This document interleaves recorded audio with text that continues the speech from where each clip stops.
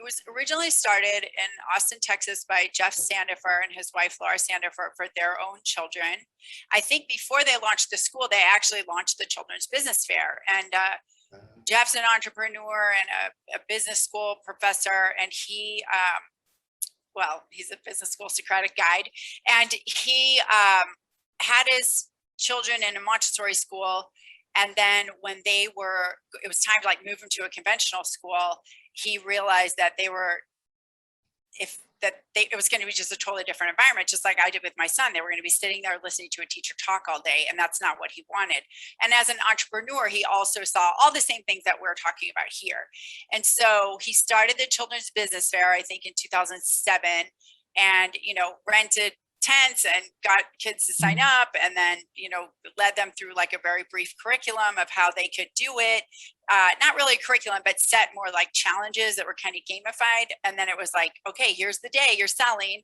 So kids showed up with their wares and they sold them, and it was a total success. So he started replicating that. And then in 2009, he launched Acton Academy, and it's Montessori based in that it's trust and follow the child.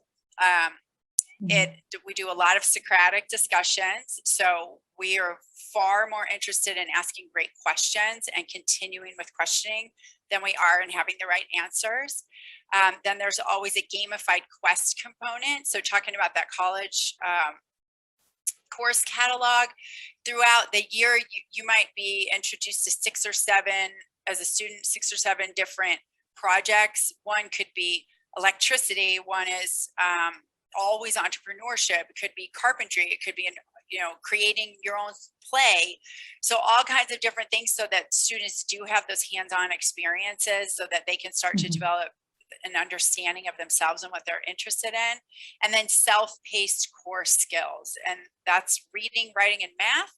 And those are at the student's own rhythm and own pace. So if you want to, zoom ahead in math because you love it and you feel comfortable doing that, you may. And if you want to take a little bit longer, you may. We're far more interested in mastery rather than time. So we don't really care what grade you're in. We just care that you master it at 100% before you move on. And let's see if I'm missing anything. Self-governance. So if you're familiar with Sudbury, we're not as democratic as Sudbury, but we're very democratic. So every week the students have a town hall, and their council leads it. And then, they say like, I don't like how this is, or, let's change that, or there's too much violence in the playground. And then they handle it themselves. We don't have teachers, we have guides, and we're guide on the side, and we're just observing the students and trying not to intervene. And the number one rule, if you're a guide, is that you're not allowed to answer any questions. So, which can be very difficult. And so that's basically what Acton is. It's open. They're all over the world now. There's about 350 of them all around the world. So you can look up Acton and see if there's one in your town. If not, you can start one.